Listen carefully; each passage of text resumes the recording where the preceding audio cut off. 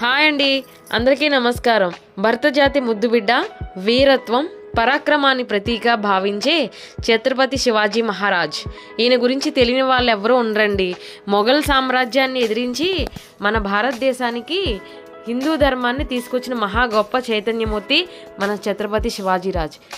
మరాఠీల సామ్రాజ్య అధిపతి ఛత్రపతి శివాజీరాజ్. హిందూ సామ్రాజ్య దినోత్సవం సందర్భంగా భీమవరం నగరంలో శౌర్య యాత్ర రోడ్ షో జరిగిందండి. ఈ సందర్భంగా నేను కూడా వెళ్ళానండి.